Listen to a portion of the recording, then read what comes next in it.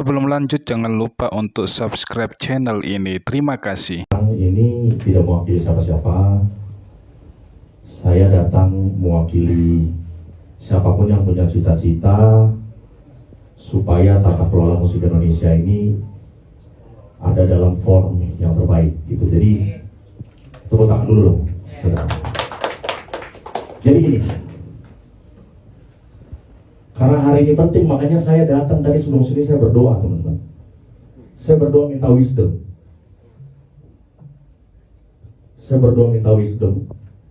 Wisdom itulah yang saya gunakan hari ini untuk tetap datang, walaupun di dalam undangan nama saya ditulis Ryan Porno oleh Mas Dani yang sudah meminta maaf sama saya gitu ya. Ya. Wisdom itu yang saya gunakan. Jadi dibalik, makanya keluarga saya ikut tuh, mau melihat langsung diskusi ini. Jadi wisdom itu yang menjadi penawar dari kemarahan saya. Wisdom itu yang jadi penawar dari kekecewaan saya. Jadi hari ini saya mau menyampaikan keresahan saya. Saya nggak mau bicara undang-undang, semua ini jago-jago kalau bicara undang-undang. Bicara interpretasi juga jangan ditanya. Tanpa wisdom dan tanpa niat baik, segala interpretasi apapun bisa dihalalkan. Saya bukan ngomong buat beliau-beliau ini, enggak ya, mereka orang jago. Saya ngomong buat teman-teman di rumah, buat netizen, buat masyarakat, buat anak-anak muda, regenerasi musik Indonesia. Gini teman-teman, industri ini butuh suksesor.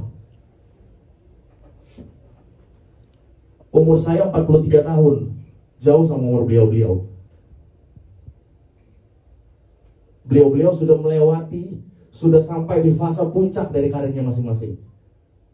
Masih ada saya, masih ada badai, masih ada bosan juga mungkin, masih ada teman-teman yang muda yang lain. Yang kami butuh dituntun dengan wisdom.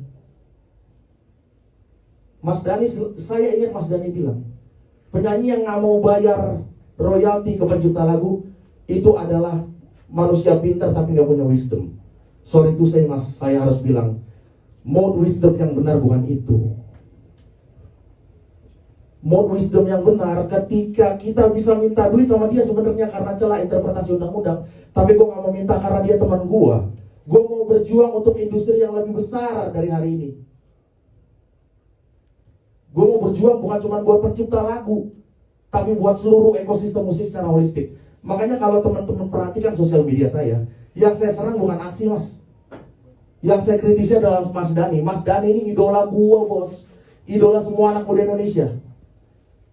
Ya, saya harus sampaikan, buat saya hari ini adalah diskusi kesatria ya teman-teman ya. Saya sama Mas Kadri hadir ke sini datang dengan secara kesatria. Walaupun seolah-olah dalam tanda kutip kita seperti kita dikeroyok ya. Tapi kita datang bukan untuk saling mempengaruhi, enggak, udah final bos semua. Tapi maksud aku begini. Kekecewaan saya pribadi ya, Mas Dani dengan kapasitasnya yang sebesar ini hari ini, kenapa tidak memilih untuk ada di tengah? Jangan tersinggung teman-teman yang lain, tolong. Buat saya, Mas Dani yang terhormat, buat saya aksi tanpa Mas Dani adalah butiran debu. Iya, jujur saya harus sampaikan ini supaya saya juga merasa puas dan kita pulang. Dan saya pulang dengan rasa lega gitu. Jadi saya sebenarnya, jadi Mas Dani tadi bilang hari ini saya netral gitu kan. Saya aminkan. Mudah-mudahan ke depan Mas Dani bisa netral terus. Karena gini teman-teman, Badai sudah cerita sama saya mengenai aksi ini dari 2 tahun lalu, bahkan 3 tahun lalu. Dan saya bilang, gila Dai, sedap Dai. Ini konsep sedap. Aksi bisa jadi hero buat pencipta lagu, buat industri musik. Tapi once aksi ikut mengamplifikasi tuntutan Aribias terhadap Agnes Mo, buat saya niat baiknya, wisdomnya sudah gagal. Gitu. Buat saya, ada dulu juga ngeliat. Jadi buat saya ketika ikut mengamplifikasi tuntutan terhadap Agnes Mo sudah gagal. Jadi ini keresahan aja, ini keresahan. Gitu. Jadi saya melihat Mas Dani lebih besar dari hari ini, tapi kok kericuhan yang timbul dari hasil interpretasi yang menurut saya Kan aksi ngomongnya cuma di dalam sama-sama aksi aja. Baru kali ini kita ngobrol. Gitu. Dan ada keputusan pengadilan yang bilang bahwa penyelenggara harus bayar itu sifatnya sementara kan. Kenapa kita nggak tunggu aja sih? Sabar aja dulu gitu loh. Pertanyaan saya, buru-buru ada apa? Jangan-jangan, ini jangan-jangan ya Mas ya. Jangan-jangan aksi ini dijadikan lokomotif untuk agenda sesuatu. Itu yang saya omongin di sosial media saya. Jadi saya nggak pernah mengkritisi apapun yang dilakukan oleh aksi ya. Karena buat saya aksi bisa jadi hero yang genap. Tapi ketika menuntut penyanyi, ikut menuntut, buat saya di situ wisdomnya sudah hilang. Kemarahannya sudah nggak lagi punya obat penawar. Kalau bicara saya kecewa sama LMKN. Biarpun masih muda gini Mas, saya juga sudah main musik dari 2002. Saya pernah diproduseri sama mantan istrinya Mas Dani juga pernah. Belajar banyak juga. Gitu. Jadi saya pernah punya kesempatan untuk kerja sama LMKN untuk provide sebuah sistem licensing yang akhirnya dimentahkan juga. Kalau punya kekecewaan sama, saya punya kekecewaan. Cuman output saya berbeda sama teman-teman yang lain. Output saya memilih untuk menggedor apa yang udah ada. Rakyat harus punya kuasa. Tapi yang timbul hari ini menurut persepsi saya ya, makanya saya bilang dari awal aksi adalah gerombolan, Mas, jangan tersinggung. Karena menabrak undang-undang versi interpretasi kami. Interpretasi kami menurut undang-undang sudah punya output, yaitu PP 56. Interpretasi undang-undang versi aksi belum punya output. Gitu loh. Jadi kegelisahan ini, keresahan ini karena gini, banyak efek dominonya, teman-teman jadi nggak punya job, Mas. Karena IO-nya takut. Kita jangan bicara visi deh, penyanyi kelas 1. Jangan. Jangan bicara yang ratusan juta, yang 100 juta ke bawah aja. Saya ada di situ. Gitu. Jadi kalau misalnya pun DL berjalan, apakah DL ini juga akan inklusif, menghasilkan sesuatu yang lebih baik untuk semua pencipta lagu? Apa jangan-jangan pencipta lagu kelas 1 aja? Karena sesuai demand, lagu lu nyanyi, lagu lu dibayar, kan gitu. Gitu. Jadi saya minta semua senior-senior ini mudah-mudahan bisa memutuskan segala sesuatu dengan wisdom. Gitu. Jangan sampai kita ini bingung.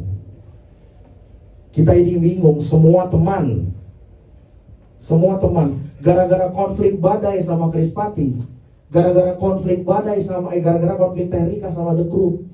DNA itu kan yang akhirnya menjadi DNA kemarahan yang disebarkan sama semua.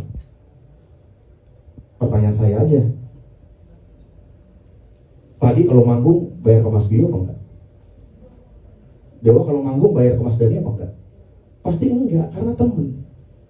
Makanya tadi saya tanya sama Mas Dani, Mas, itu royalti apa bukan yang tadi diomongin? Karena penyanyi tahunya konsep bayar royalti, output satu-satunya adalah penyelenggara yang bayar.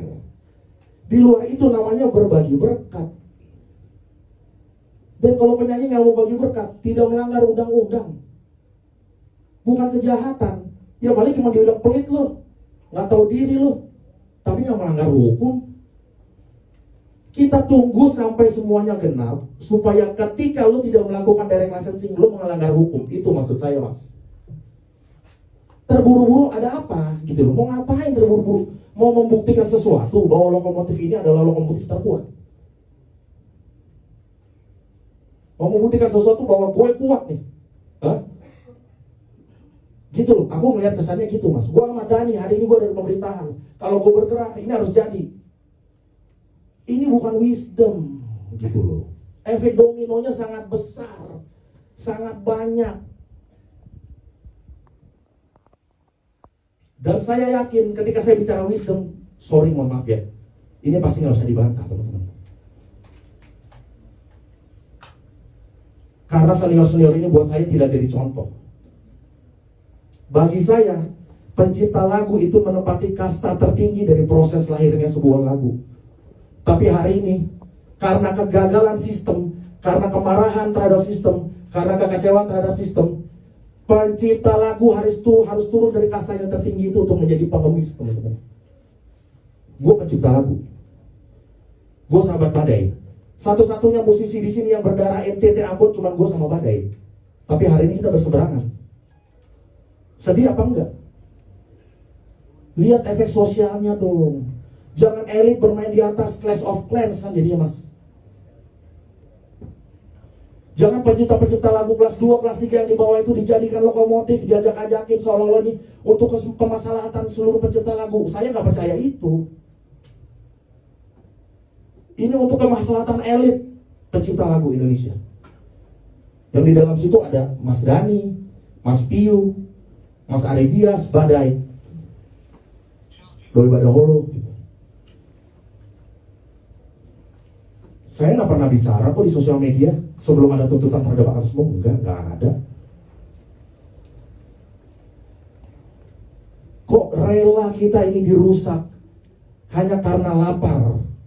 Yang kenyataannya kita tahu, sorry, mungkin saya yang paling miskin dari semua yang ada di sini. Tapi saya nggak pernah teriak lapar, karena saya percaya ada Tuhan yang pelihara saya. Saya bisa memonetize karya saya dengan cara-cara yang lain. Daripada harus berjuang berantem urusan ginian. Pencipta lagu sama penyanyi jadi berantem. Lagu adalah properti pencipta, suara juga adalah properti penyanyi. Penyanyi original ya saya bicara ya. Bagaimana ceritanya? Brother misalnya,